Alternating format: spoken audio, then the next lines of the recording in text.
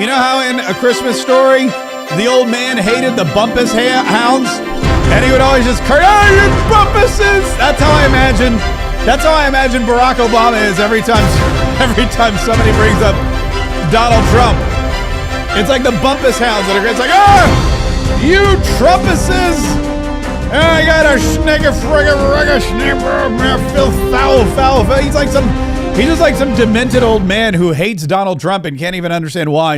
Even though, I mean, imagine if you will, you are a former president, two-term president who won the popular vote, a good portion of the electoral vote. You were a senator before that. You have millions and millions of dollars, many more millions of dollars than you actually deserve. Best-selling books, a palatial Martha's Vineyard estate where only one person has died and that we know of. Imagine all of that, and imagine that despite all of those accomplishments and all of those amazing things in your life, you still spend your days and your nights just totally upset that Donald Trump not only exists, but has your former job and is doing it better than you ever possibly dreamed it could be done. That is the existence of one Barack Hussein Obama. And I have proof of that too, because a brother keeps on podcasting. And when he goes on podcasts, we get to, it's all recorded. So we get to hear it. We get to play it back. What's up? This is Mark K Saves the Republic. And I'm going to throw up this little subscribe thing on here. This doesn't do anything but remind you to subscribe, because if you haven't subscribed yet, I mean, I don't know what else to tell you. We've been doing this for going on, a year and a half, even longer than that in some cases. And we bring you every single day the news, the information, the entertainment, the inspiration, all the things that you need to keep going, to keep on moving, to keep on trucking through this world as an informed constitutional conservative, as somebody who is prepared not only to pick up the mantle of our founding fathers and our forefathers, but fight every single day to save the republic. If that's you, if you are a liberty-loving, freedom-defending Patriot, then join me every single day as I wander here into Patriot HQ and I fire up all of these computers and microphones and lights and cameras, oh my, and I broadcast from Mar-a-Lago in luxurious downtown Jacksonville, Florida. Well, I do that every single day. Please make sure that you join me. And the best way to join me is by hitting that subscribe button so you get all the content single time we go live. Not just live, but every single time we go pre-recorded. And I always say every day we go live, but I'm pounding out content like you wouldn't believe. I'm pounding out videos. I'm pounding out podcasts. I'm pounding out Facebook posts. And on X, we got photos galore. It's a constant. And there's stuff I don't even get to. There's like TikToks. I was like, man, I forgot to make that TikTok because I ran out of time. The clock, the clock goes TikTok, and I'm like, oh, I didn't get my TikTok because the clock was going TikTok, and it was time for bed. And the thing. But make sure you subscribe and you follow us on all of our platforms, because you never know when you're going to get some kind of really crucial piece of information from me, Mark K, at Mark K Saves the Republic. Now, you may notice I'm wearing red today, not my traditional blue, because it is the official National Day of Memoriam for Charlie Kirk. It's also what would have been his 32nd birthday. Can you believe that? 32 years he would have been today. He was only 31 when he was murdered. And he had accomplished so much in his young life, which is, it's envy. A lot of people are envious of everything he was able to accomplish. A lot of people are just gobsmacked at what he was able to accomplish. And a lot of people are thankful. I'm one of them for what he was able to accomplish in his short, brief time here on Earth before he was killed by a murderous, illiberal weirdo who turned to violence because he had no argument. Couldn't stop the Republicans with any kind of rational thought. So he grabbed his granddaddy's rifle and bang, put an end to Charlie Kirk's life. Today we celebrate Charlie Kirk. We remember him. I'm wearing red for that exact purpose. And at 4 p.m. today, President Donald Trump will be bestowing on the posthumous podcaster the greatest honor that any civilian in the United States can get, the Presidential Medal of Freedom. And that will be coming up at 4 o'clock today. Hopefully we'll be able to carry that for you live. Hopefully that'll happen. I have to juggle a couple of things around, but either way, it's going to happen today. And it's going to be, it's a worthy honor, and he is a worthy recipient of that. And it's a day that we can all remember what happened to him just got less than a month ago. It's crazy. Isn't it crazy? It's crazy, isn't it? Anyway, listen, we have a lot of other stuff going on today. I guess you would say the fallout from the president's peace plan continues. He only returned to the White House bright and early this morning, or actually it was really dark. It was dark this morning. Marine One dropped on the ground of the White House, and President Donald Trump wandered out back into the residence. I guess he slept. I'm not even really sure.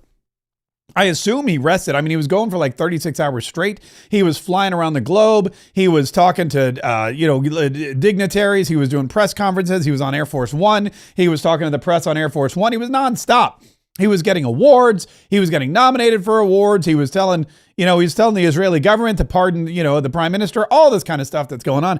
But the fallout is still happening from these peace accords, and everybody in the media is having a really tough time establishing that President Donald Trump actually, A, knows what he's doing, B, is accomplishing what he promised to accomplish, and C, is probably more skilled at the role of president of the United States than anyone else this century by far, and probably in the last couple of centuries. And Alyssa Farah Griffin yesterday, one of her old View clips went viral because she made a promise. She made a promise, and she has yet to fulfill it. My point when I say I'm not going to be apocalyptic, it's not changing a tune. It's not making every single thing a 5-alarm fire. Yeah. If he does good, if he gets the Israeli hostages out, I promise I will wear a MAGA hat for one day on the show and say, thank you for doing it. Yeah. Okay. If he gets the Israeli hostages free, which let me double check history. Yeah, that happened. Then she's going to wear a MAGA hat on the show for a full day, she promises. My point when I say I'm not going to be apocalyptic, it's not changing a tune. It's not making every single thing a 5-alarm fire. Yeah. If he does good, if he gets the Israeli hostages out, I promise I will wear a MAGA hat for one day on the show and say, thank you for doing it. Yeah. Now, I don't know if she didn't say the next day. She said for one day, so maybe that's still coming. But I know a lot of people were calling out on this. Our good buddy Don Jr. retweeted that and said, oh, okay. Well, look, you're the one that said it. Let's see if you follow through on that promise. You promised for one day to wear a MAGA hat on the show if President Donald Trump got the hostages out. Well, the hostages, they're out. Where's that? Do you need to borrow a red hat? Because I got plenty. I got MAGA hats. I got USA hats. I have hats that say Make America Great Again. I have hats that say MAGA. I have hats that say Keep America Great. I have hats that just say USA with Make America Great. I have all kinds. I mean, I've got black Make America Great Again hats. I've got a white one that says 47 on it. Whatever you want. I have a black one that says 47 on it too. We got a lot of hats around here. I have a Trump 2028 hat, which I'd love for her to wear. I know she's not going to wear it. She's probably not going to wear it. Look, they're not going to follow through on these promises, but it's really interesting to see the anti-Trumpers or the never-Trumpers, these Trump-hating deranged lunatics all over the news, trying to come to terms with the fact that President Donald Trump is good. Let's look back at yesterday, just an extraordinary day, and unlike, I think, any day I've ever seen, certainly coming out of the Middle East. Joe, it was a joyous day of images of people celebrating genuine, deep happiness at seeing their relatives home, seeing Palestinian prisoners return. On both sides, you saw the just unmistakable joy of the day. Yeah, so that's a joy. That's a Morning Joe on MSNBC. MSNBC saying, you know what, we're actually it's a joyous day, unmistakable. There's no doubt about it. Both sides of the peace process playing out here for everyone to see, and it's just truly incredible. That's Morning Joe praising President Donald Trump and what he did. Elsewhere on NBC, they're saying, look, Donald Trump deserves all the thanks he gets. From the moment he landed in Israel, the words thank you visible from Air Force One and billboards here expressing gratitude. President Trump basked in the praise of a country that credits him more than its own prime minister for today's long-awaited reunions.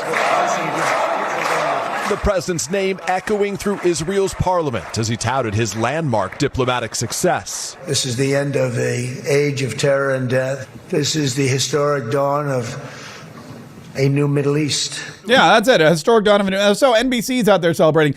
But later on MSNBC, they had a former Trump deputy press secretary, one about Sarah Matthews, I think her name is, and she was reluctant to praise President Donald Trump and his administration, and in fact ushered a stark warning and continued to convey this Trump derangement syndrome narrative that everybody in Donald Trump's cabinet, everybody in Donald Trump's administration, they're all soulless and they've sold their souls to the devil, and they will have to come clean at one point in time and try to reconcile their actions with their own personal, I guess you would say, ideologies. Well, you would think that that would be the case, but unfortunately, it seems like most of these lawmakers forget that there will come a day where Trump will no longer be in power, but everything that they've done to kind of go along with all of these abuses of power, that dishonor will remain. And so that will be their legacy.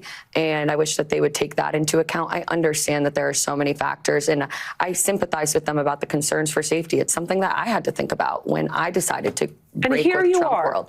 Yeah, and that's something that, she's saying, I had to worry about my safety when I broke with Trump world. I had to worry about my safety when I turned my back on the president, when I showed I was disloyal. And that's something that a lot of these people do. But so MSNBC hedging their bets.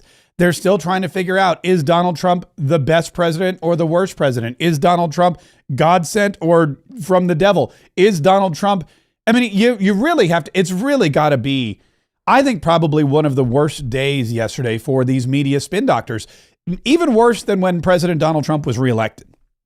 Because they knew it was not a shock. They'd all seen the polls. They all saw Kamala Harris. They even had, CNN was hammering nails into Kamala Harris's coffin when she did that town hall with the guy from the New Year's Eve celebration, Anderson Cooper. They knew that Kamala Harris was going to fail. They knew that Donald Trump was going to be triumphant. I don't think they were prepared for this, though. They knew that Donald Trump was going to come back and he was going to win, but did they know he was going to be able to bring peace to the Middle East? They were wholly unprepared for this kind of thing. And now that you've got the entire world yelling Donald and Pete, look, even Mike Johnson today, Mike Johnson got up and in his speech, he made sure to mention that he was going to pursue, with the full power of his office and his relationships around the globe, he was going to pursue the Nobel Peace Prize for Donald Trump because nobody deserves it more. I'm going to make an announcement today. It's the announcement in the U.S. that was made in the Knesset yesterday. I'm proud to tell you that together with my friend Speaker Ohana of the Israeli Knesset, the equivalent of our Congress, we're going to embark upon a project together to rally speakers and presidents of parliaments around the world so that we will jointly nominate President Donald J. Trump for next year's Nobel Peace Prize. No one has ever deserved that prize more, and that is an objective fact. As Speaker Ohana said before the Knesset yesterday, quote, "Whoever saves one life, it is though he has saved an entire world." That's what some of the rabbis there would say, some of the sages he noted would say. It's an indisputable fact that no president has undertaken the work of saving lives and pursuing peace with such determination and with such remarkable success as President Trump. And under his leadership, we are witnessing the dawn of a new golden age, not just for America, but for the entire free world. The world is changed by these actions and strong leadership. American strength is good for free people around the world, as we say always. And peace through strength is maintained. There will be more to share on this in the weeks ahead, but today marks the start of this effort that we'll embark upon together, this joint parliamentary project. And I'm honored to do it alongside our ally and my counterpart in Israel in leading that effort. All right, so there's Mike Johnson. He's saying, look, we're going to nominate Donald Trump for the Nobel Peace Prize for next year, and he better get it. And we're going to make sure every world leader is also nominating him. We're going to make sure this Nobel Peace Prize committee, we want to make sure that while they're sitting in there in their elite castle in Norway, their Norwegian, stronghold of power, while they're surrounded by the portraits of all the other laureates and winners, while they're basking in the memory and the words of Alfred Nobel, who founded the Nobel Peace Prize because he felt guilty that he invented, bombs and dynamite and TNT and weapons, or maybe he didn't feel guilty at all, but he was just trying to buy his way into heaven. I don't know. I wasn't there. But the fact of the matter is, they're going to make sure that these people are bombarded with requests for President Donald Trump to win the Nobel Peace Prize so that there can be no other winner of the Nobel Peace Prize next year because there is no one more deserving. Who says so? Mike Johnson, Speaker of the House, and also everybody else in the entire world. But despite that, there are still people who cannot come to grips with the fact that President Donald Trump is a good person, is a peace-loving president, is effective, and has more diplomatic ability than probably the last 5 presidents combined. Let me see. Biden, Obama, Bush, Clinton. Yeah, but I mean, at least the last 5. At least the last 5 the presidents combined. Every president in this decade, for certain, or in this century, by the way, since 2000, no other president has had the kind of influence, the kind of impact, and the kind of skill when it comes to negotiating and deal making and peacemaking that President Donald Trump has shown. And that's why he deserves the Nobel Peace Prize. But one of those presidents just can't come to grips with it. He's so angry. He's so bitter. He hates President Donald Trump so much. He hates President Donald Trump almost as much as his wife hates him. And I'm not talking about Bill Clinton, ironically. Bill Clinton, I want to show you this. Bill Clinton.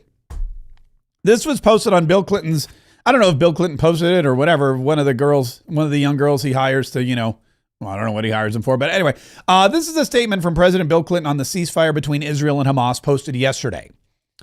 The horrors of the October 7th, 2023 attack on Israel and the conflict they reignited have resulted in unbearable human loss. It has been hard to watch and nearly impossible to rationalize. I'm grateful that a ceasefire has taken hold, that the last 20 living hostages have been freed, and that desperately needed aid has begun to flow into Gaza.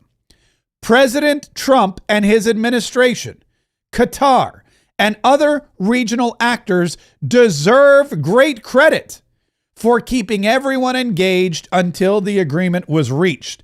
Donald Trump, President Trump and his administration deserve great credit. That's Bill Clinton. That's Bill Clinton, who not only had oral sex performed on him in the Oval Office. That has nothing to do. I just want to remind you that he's the guy. He's the what that happened. It was Bill Clinton. Bill Clinton, who got the whole Monica Lewinsky thing going in the Oval Office. That guy, who wanted desperately to bring peace to the Middle East, so everyone would forget that he got a Hummer in the Oval Office. That guy failed miserably to bring peace to the Middle East, and he was able to step forward and say, you know what? I couldn't do it. I tried half-heartedly.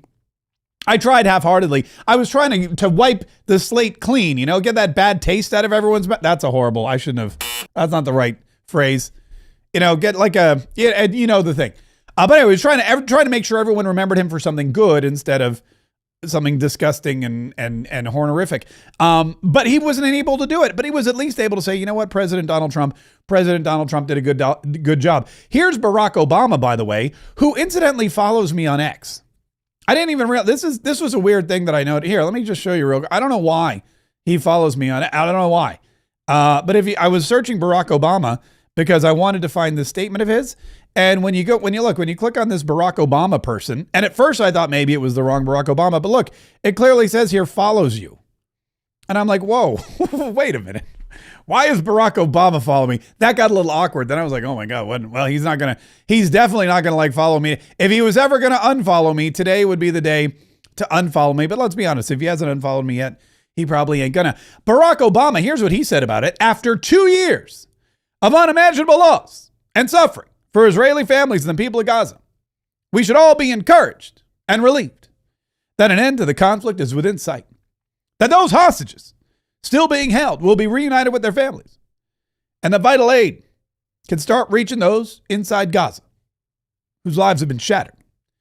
More than that, though, it now falls on Israelis and Palestinians, with the support of the U.S. and the entire world community, to begin the hard task of rebuilding Gaza and to commit to a process that, by recognizing the common humanity and basic rights of both peoples, can achieve a lasting peace.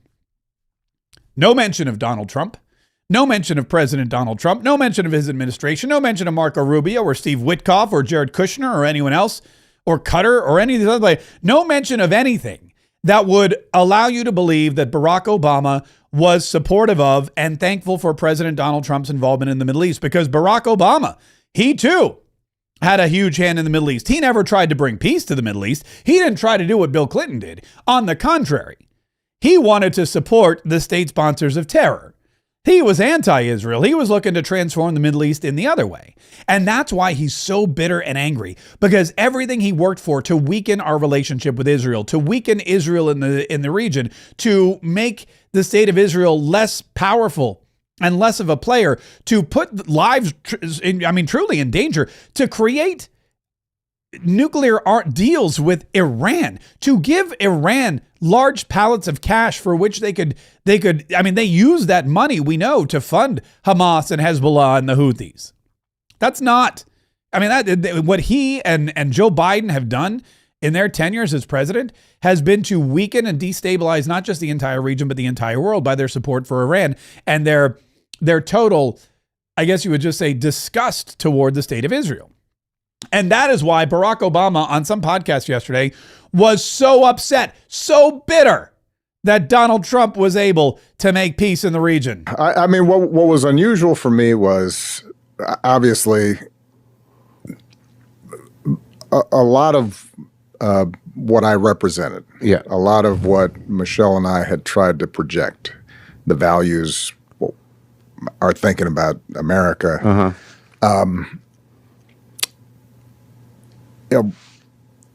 My successor seemed to represent the opposite. Okay, look at that. First of all, he can't even call him Donald Trump. He calls him my successor. He can't even say the word Trump. Saying the word Trump would burn his tongue inside of his mouth.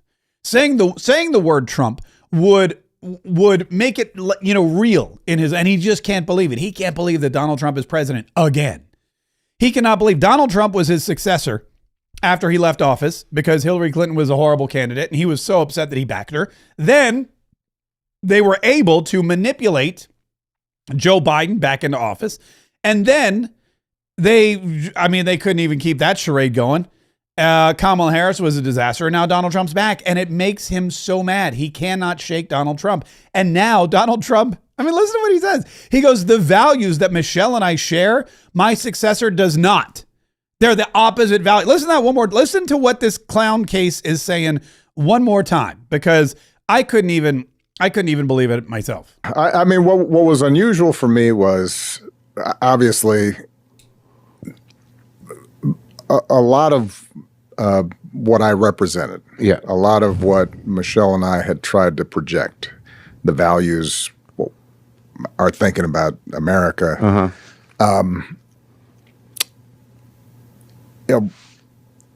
My successor seemed to represent the opposite. Okay, so this is so telling. Barack Obama says, a lot of what I represent, a lot of what Michelle and I projected about America, my successor seems to think the opposite. Well, Donald Trump is pro-Israel. So that's Barack Obama basically admitting he's anti-Israel. Donald Trump is pro-peace, which means Barack Obama saying he's anti-peace. Donald Trump wanted to denuclearize Iran. And not only did he want to denuclearize it, but he did. He got rid of their entire nuclear operation. There's no nuclear weapons for Iran. He did not want Iran to be a nuclear power. Barack Obama says that's opposite from what I felt. So I really wanted a nuclear power. I wanted Iran to be a nuclear power. I wanted the Israelis and the Jewish people to live under the constant threat of imminent death. Donald Trump says, I don't want terrorists running around Gaza. Barack Obama says that's opposite than what Michelle and I believe. Michelle and I loved terrorists running around Gaza. We loved Hamas and Hezbollah and the Houthis. We loved it because they kept Israel in check. He's basically admitting, yeah, everything good that Donald Trump stands for, I'm against it. Donald Trump's for law and order, I'm for crime. Donald Trump's for a safe, secure border, I'm for illegal aliens running rampant through our country. Donald Trump's for a strong economy. I'm for the opposite of that. I'm for high inflation. I'm for depression. I'm for high gas prices. I'm for Americans struggling to make ends meet. If Donald Trump is for it, I'm against it. All right, well, Donald Trump is for America. He's for making America great again. I'm against it. Michelle and I, Donald Trump's values are not the same values as Michelle and I. In fact, they're the opposite. And if Donald Trump wants to make America great again, I want to make America crappy. He said it himself. He said, they're not the same values that Michelle and I project for America. They're not the same values that I represented. Okay, great. That's probably why Donald Trump's president again. Not seemed, did. Yeah. And So I think there was a lot of anger, a lot of sadness, some fear among a big chunk of the country. By the way, by a big chunk of the country, he means him and his cronies who broke the law on several occasions and are now being found out. When he says there was a lot of fear, there was a lot of anger by a large, he's afraid. He's angry. He's upset because he knows he could be going to jail. And we know that because, well, of this Fox News report. Fox News alert, the director of national intelligence, Tulsi Gabbard, releasing a bombshell report today that shows a conspiracy by a sitting president, Barack Obama, and his intel agencies to sabotage the president-elect, Donald Trump, brainwash the electorate, and undermine the legitimacy of an election. There is irrefutable evidence that detail how President Obama and his national security team directed the creation of an intelligence community assessment that they knew was false. Yeah, of course they knew it was false. They knew it was false because they had to pay a writer to write it. Look, this whole thing is Barack Obama basically now, this guy's drowning. He knows he's going underwater and he's doing whatever he can to save himself. He's still trying to tout the fact that Donald Trump is somehow anti-American, that Donald Trump is a bad president when the rest of the world, including all of the media, is saying he's great, when the rest of the world has come together and they're now all nominating for the Nobel Peace Prize. But think about this. Barack Obama has a Nobel Peace Prize and he's still bitter. Why? Because he knows that when he got his Nobel Peace Prize, everybody scratched their head and said, why? And when Donald Trump didn't get his Nobel Peace Prize, everybody scratched their head and said, why not? That's why he's so angry. He's bitter because he won a prize that he knew he didn't deserve, and Donald Trump did not win a prize that no one else has been more deserving of in the history of the prize. And now the rest of the world is angry.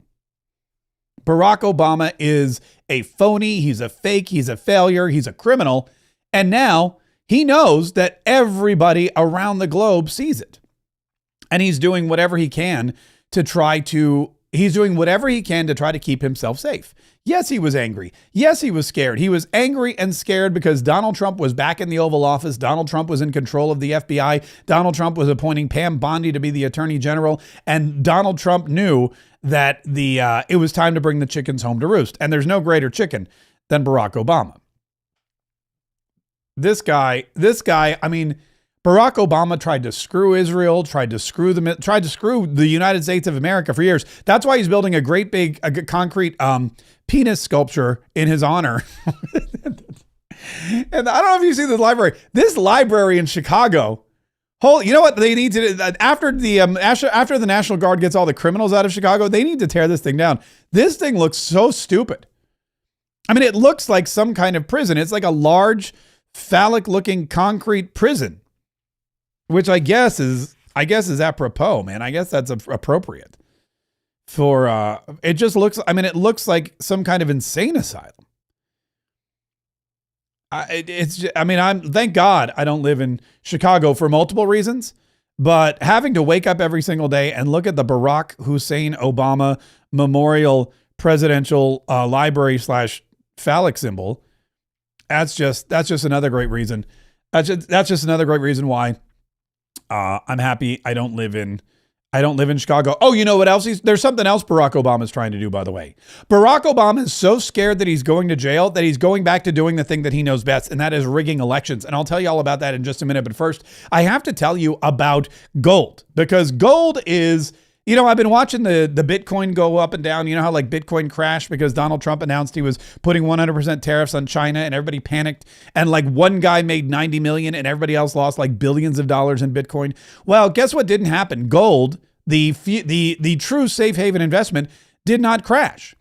Gold, the true safe haven investment, is still upwards of 25% where it was when President Donald Trump took office in January. And that is something that is going to continue to climb because gold, all precious metals, as our friends at Augusta Precious Metals will tell you, is a safe haven investment. That means that if you have $100,000, you're better off taking that money and putting it into precious metals than you are anything that is as volatile as the stock market or a 401k or, even crypto.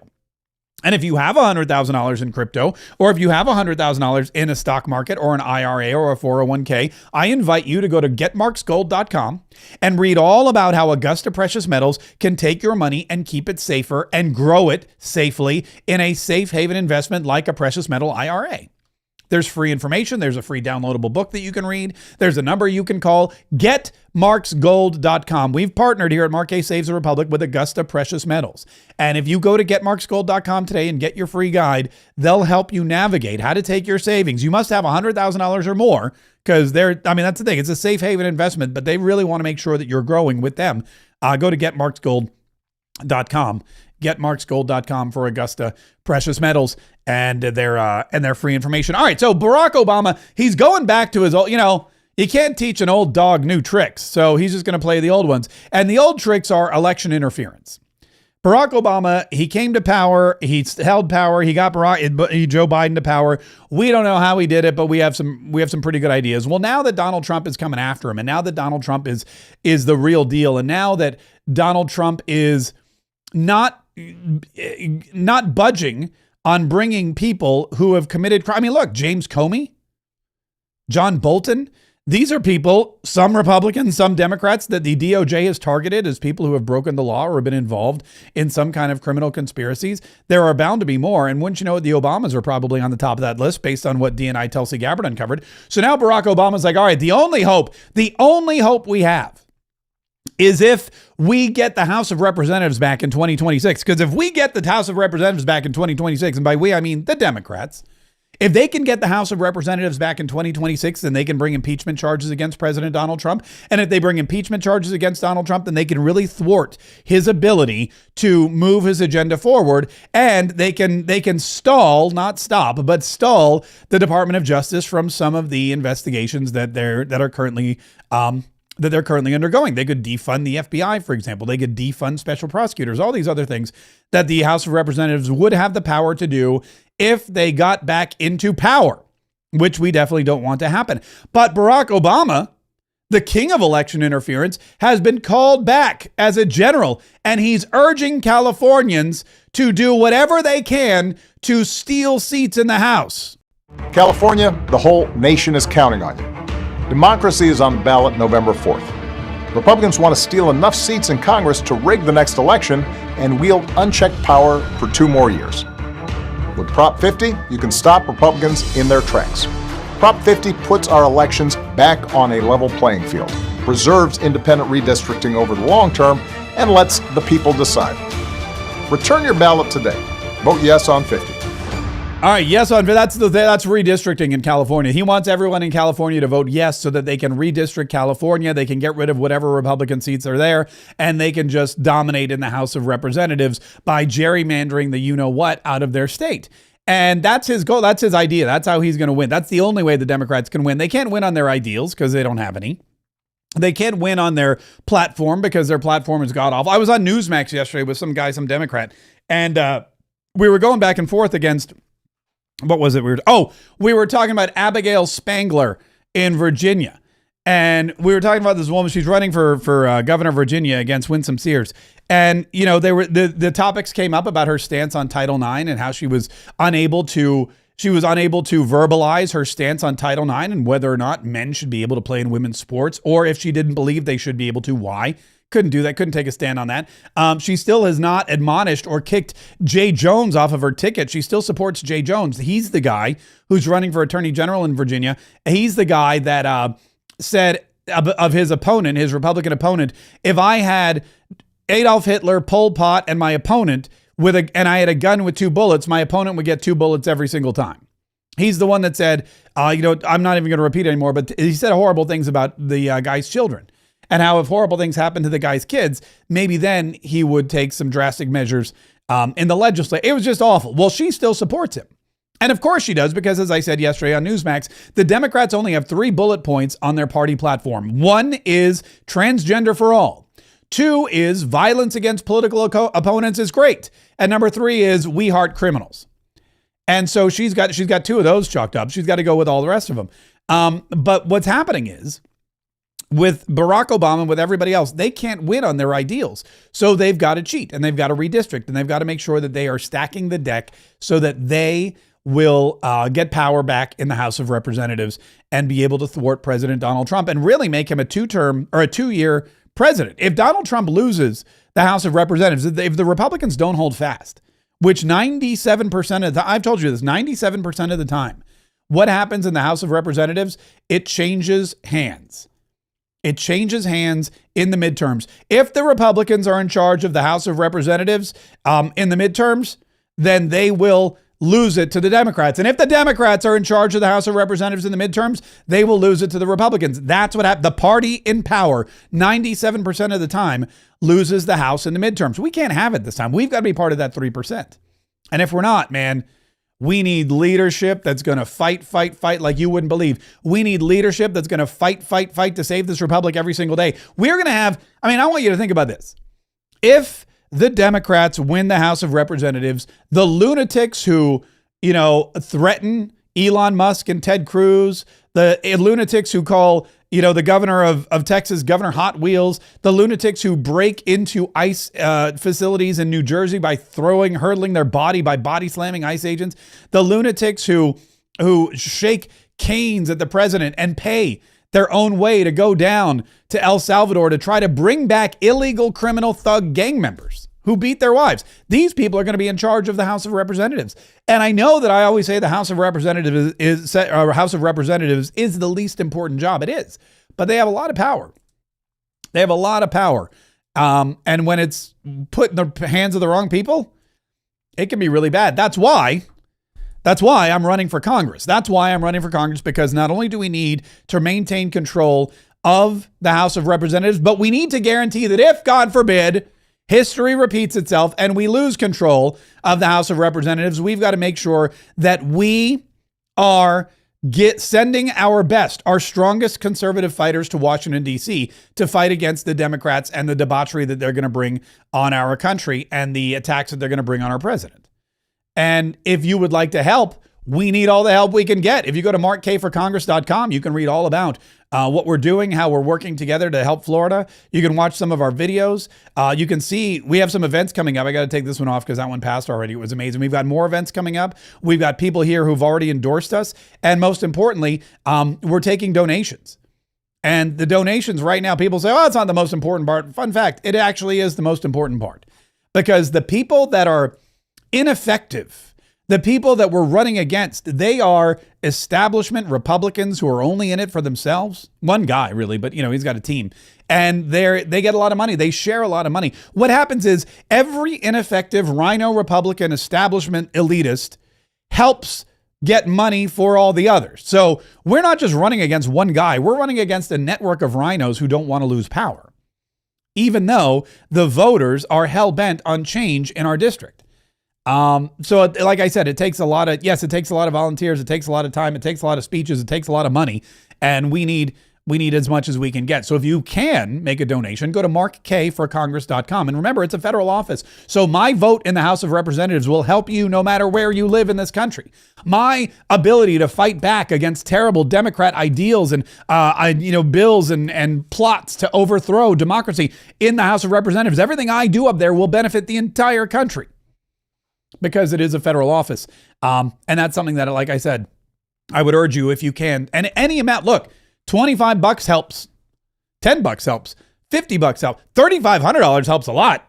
But whatever you can spare, we'll take, because like I said, we're going to need all the help we can get. Hey, speaking of help, Eric Trump has a new book out, and I wanted to let you know about this because Eric Trump and the entire Trump clan, I want you to think about what Eric Trump is saying. He was on Fox News, and he wasn't just pimping his book. I mean, he's pimping his book, but that's what people do when they write books. I write books, and I pimp them all the time. In fact, I'm going to pimp my book here in about 20 minutes. But what Eric Trump has done is it's really fascinating.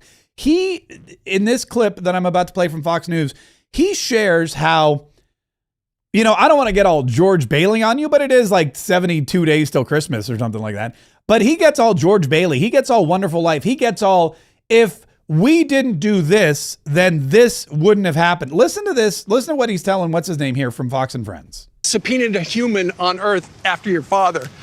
That's all contained in the book. But you and I were talking a moment ago. It was all worth it given what happened yesterday. They wanted to impeach us. They had the dirty dossiers. They had the smears. They had countless indictments, 91, right? They tried to silence our voice, the gag orders, to taking us off of every social media platform, taking him off of ballots in every state. I mean, we probably spent $400 million defending ourselves against absolutely nothing because they wanted to take us down. And then I'm watching my father yesterday, and you have the most iconic peace deal ever, right? I mean, a deal that Obama said would never happen, Hillary said would never happen, Joe Biden, I mean, he was asleep at the wheel and AutoPen was running everything. Clearly, he wasn't making this thing happen. And I watched my father and all the good that's being done, all the millions of lives that were probably saved by having peace in the world, all these countries coalesce together. And honestly, Under Siege was worth it. The siege, the hell that they put us through, the way they tried to destroy our lives. After seeing what happened yesterday, honestly, It's all worth it. The entire world is proud of him. And certainly as a son, I'm incredibly proud of him.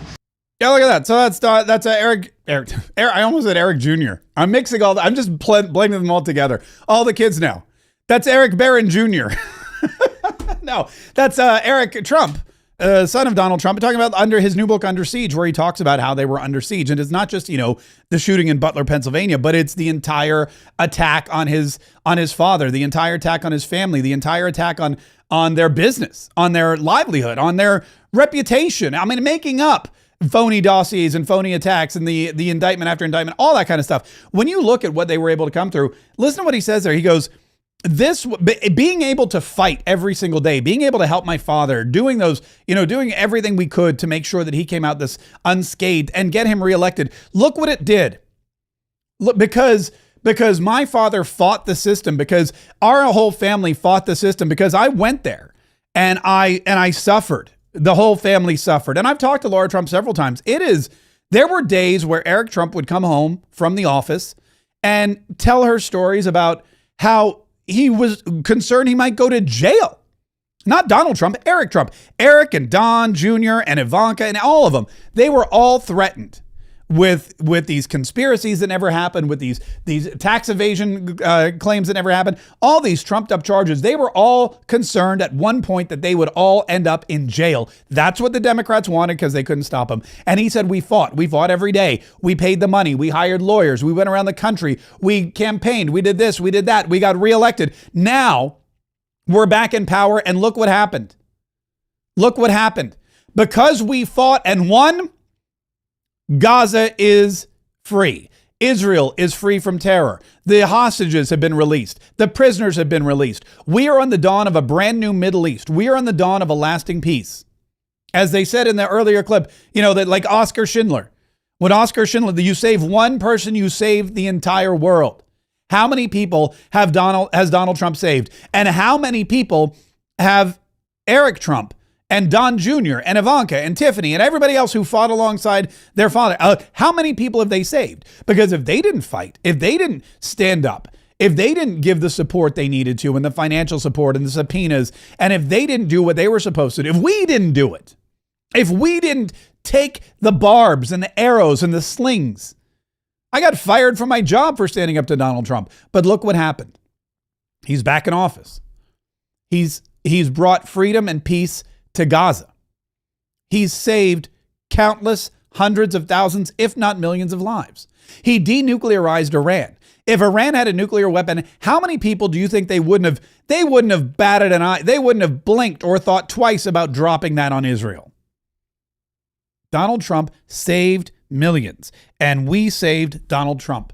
Eric, Don Jr., Ivanka, Laura, Barron, everybody who voted for him, everybody who supported him, everybody who went to a rally, everybody who got fired from their job for saying he's the person we need in power. Standing up to the liberals in every aspect of your life, it's not just a moral imperative to save the United States of America. It's a moral imperative to save lives, not just here, but everywhere. And as they say in Israel, if you save one life, you save the entire world. It's a great summation. It's a great way to put it together and remind everybody that this is worth it. It's worth it. Fighting back against these lunatics, it's worth it. No matter what personal trials and tribulations you have to go through, it's worth it. No matter what no matter what you come across, no matter who says a bad thing about you, it's worth it. It's worth it at the end of the day if you can make not just the country, but the world a better place. And that's exactly what we have all done. All Catriots, all liberty-loving, freedom-defending Catriots who listen to this show every day and share this show every day and share our content and go and vote the right way. We all did it. And Eric Trump wants you to know that. We're all George Bailey. Every man on that ship died, George. Harry didn't save them because you didn't save Harry. It's the same thing. Israel got blown up by Iran. Why? I thought Donald Trump was president. Donald Trump wasn't president because we weren't there to make him president. We did this. We bombed Iran. We denuclearized the Middle East. We brought peace to the region. We are going to change the face of the world. We are going to protect American exceptionalism. We are going to keep our borders safe. We are going to have the strongest economy in the entire world. We are going to make America great again. Because if it weren't for us, there'd be no Donald Trump. And if there were no Donald Trump, there'd be no peace in the Middle East, strong, secure border, economy, tariffs, the list goes on and on and on. And that's why you should celebrate. That's why you should be proud. Unless, of course, you're Barack Obama.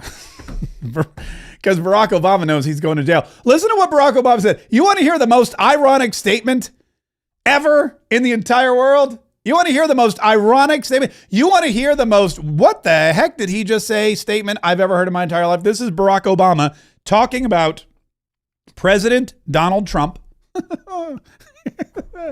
President Donald Trump, get this, weaponizing the government against his adversaries. Yeah, we don't want, kangaroo courts and trumped up charges. That's what happens in other places that we used to scold for doing that. We want like our court system and our Justice Department and our prosecutors to be, and our FBI to be just playing things straight and looking at the facts and not meddling in politics the way we've seen lately. I mean, come on. Come on. I mean, you want to, how do you say that with a straight face? I thought I was a good poker player. I'm not. but I thought I was. I'm a decent, I would give myself, like, I'm probably like a B list. I'm like a B level. I'm not a pro by any, but I can hold my own, right? I walk away with more money than I lose most of the time.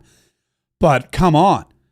How do you say that with a straight face? How do you, as a person who did what you know you did, how do you, trumped up charges, kangaroo courts? We don't want our Department of Justice being politicized? Are you out? Are you kidding me? You mean you don't want it politicized against you? It's like that, I don't know, there was some movie or something where they were reading fortune cookies and they said, take your fortune cookie and add the words in bed to it. Do you remember that? So it clicks on and it says, you will have a long and happy experience in bed. Or, you are a very generous person in bed. Or you like to cry a lot in bed. Something like that. There's the thing you add in bed. Barack Obama needs to redo this clip, but after every sentence, he needs to put, against us. We don't want kangaroo courts against. In fact, here, let's play it again. Here.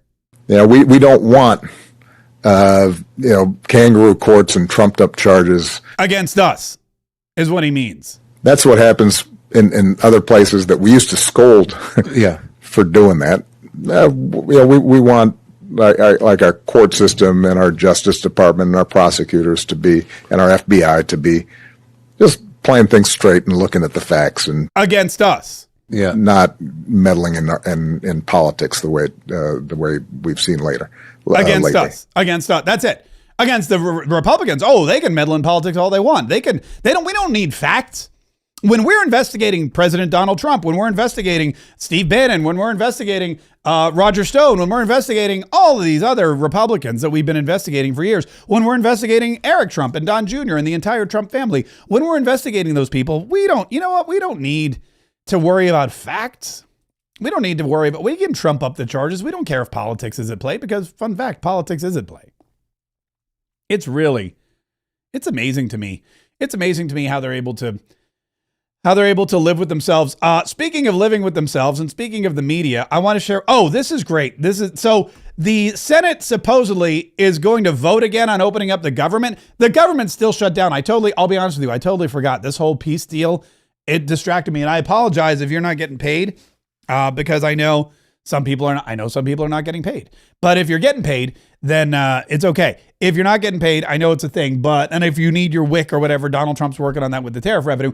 But just so you know, the government is still shut down, and they're working on that. In fact, John Thune said they're going to vote again today. Like, what happens next? Well, we're only stuck as long as a handful of Democrats decide they want to follow the leader and play politics rather than do the right thing on behalf of the American people and open up the government. That's where we are here. So we're going to vote again today.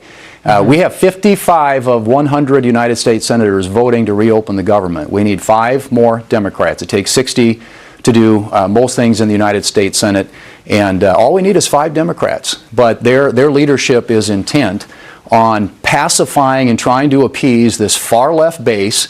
They've got this big rally coming up next Saturday, which everybody thinks they want to get behind them before they do anything to open up the government. But it's really straightforward. I mean, this is the legislation right here.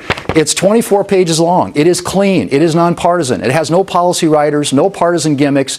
This is a straightforward way to open up the government. It has passed the House. It is sitting at the desk in the Senate. We can pick it up and pass it today. The president will sign it into law today. The government opens up, and all these questions about who gets paid, who doesn't get paid, which agencies and departments are going to be prioritized, those all go by the wayside. It is that straightforward. We are trying to open up the government. The Democrats are not. They are playing politics. It needs to stop, and it needs to stop now. Yeah. All right. So there you go. So we got the 5 votes needed.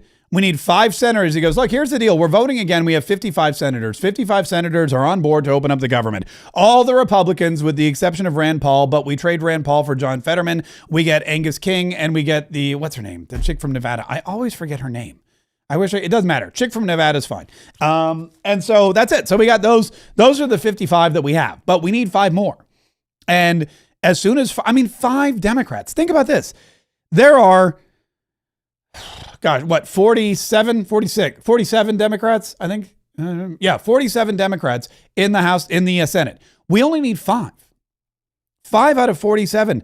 There's not 5 in the entire group of 47 that have gumption, that have a spine, that have courage, that know this is the right thing to do, and we don't care what the leadership says, we're going to do it. We don't care if Chuck Schumer keeps his... Look, you can't care about whether or not Chuck Schumer is going to be your senator from New York in 20... You shouldn't care about that.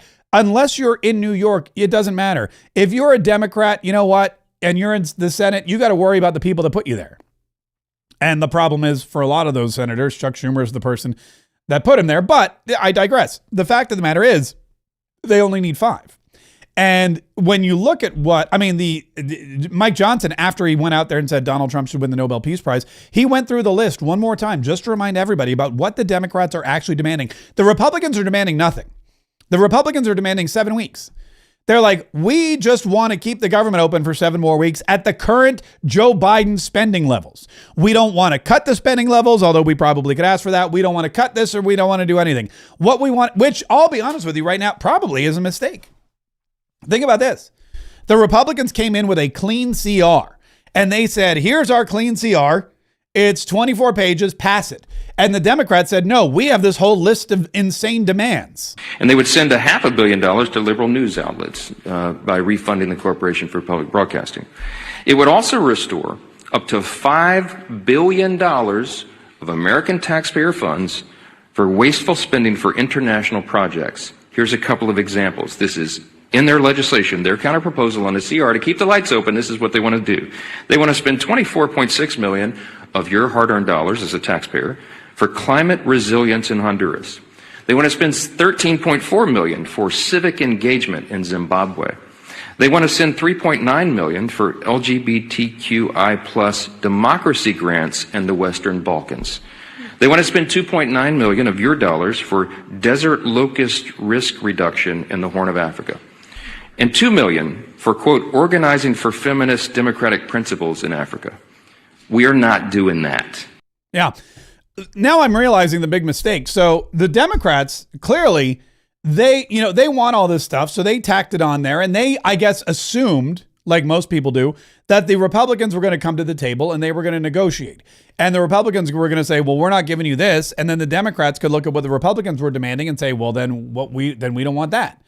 But the Republicans didn't demand anything. So the Democrats really have no choice in this matter. They came to the table with all these bogus, stupid, ridiculous, insane demands, hoping to get at least one or two of their big ticket items, like the healthcare subsidies, like Obamacare continuations, like the healthcare for illegals. That's what they really wanted, but they throw all this other crap on there, thinking they could whittle that away in the negotiations. The Republicans didn't do any of that, so they say we're not negotiating, and now we're at this stalemate. If the Republicans had thrown on like $8 trillion worth of stuff, then they could have gone tit for tat until they came down to a clean CR. The Republicans should have said, we want $8 billion to buy everybody a gun. I mean, that would have been great. And the Democrats would have been like, no way we're doing that. And the Republicans would have said, well, we're willing to get rid of that if you get rid of this. But the Republicans walked in with a clean CR, I guess, thinking that that was the way to go. Turns out it's not, because they can't get 5 of these ridiculous Democrats to vote on a clean resolution.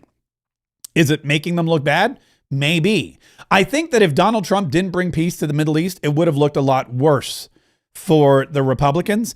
But I think because Donald Trump is doing such a great job elsewhere, that everybody kind of feels like, well, if Donald Trump's bringing peace to the Middle East, and if he's getting the hostages free, and if everybody's saying he's a great guy, he must also be a great guy when it comes to this clean CR. So maybe the Democrats are wrong. So I think that's going to be a problem for them.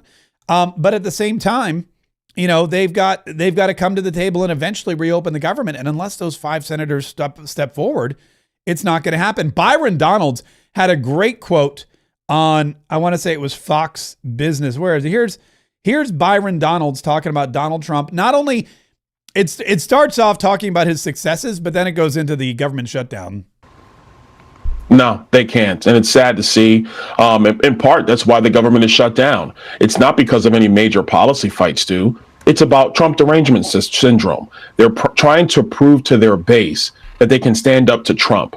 So because of that, now federal workers are furloughed, some are going to get fired, and there's going to be other things that are going to happen. And you have troops, TSA agents, etc., who are not getting paid, all because Chuck Schumer, Senate Democrats, and House Democrats, mind you, want to prove that they're tough to stand up to Donald Trump. Go ask Hamas how that worked. Okay, yeah, good one. Yeah. Oh, good one. Stuart Varney. Oh, good one. Good one, Mr. Donalds. Oh. Yeah, Byron Donalds. Look, they want to stand up to Donald Trump. Go ask Hamas how that works out for you. Go ask Hamas what it's like standing up to Donald Trump. It never works out well in the end. It does not work out well in the end because Donald Trump knows what he's doing. Donald Trump knows how to negotiate. Donald Trump knows how to keep his cool. Donald Trump knows how to handle himself. Donald Trump knows everything that somebody would need to know in order to be successful, not just in life and in business, but in politics. And what Donald Trump has been able to do over the course of his career, and it's really kind of interesting because when you look at somebody, and again, it's not just Donald Trump. He's just the most specific. Right now, he's like the greatest example we have. But when you look at what's going on with President Donald Trump, this is a guy who has succeeded in multiple different facets of life and business. And when you do that, there's underlying characteristics or traits that allow for that to happen. You don't just wake up great at everything. What you do is you train yourself to be good at the things that will make you successful in every aspect of your life. And in fact, I wrote a book about this, and I wanted to bring it back. I wanted to bring it back up because it's actually an important book, and a lot of people have been finding it and buying it again. And I think the reason is because they've seen how successful Donald Trump has been. The book is called Go Trump Yourself, and it's how to live like Trump in any economy. Now, we used to have this book. It was a hard copy, but now it's digital with an audio book as read by the author being me. And this is a book of just stories and anecdotes of things that I learned from following President Donald Trump's campaign, interacting with his family and his campaign on the campaign trail, things that I saw and learned from him firsthand. And this is a book. I mean, we sold a bajillion copies of this too. It's now available for instant digital download. And there comes with it also an audiobook.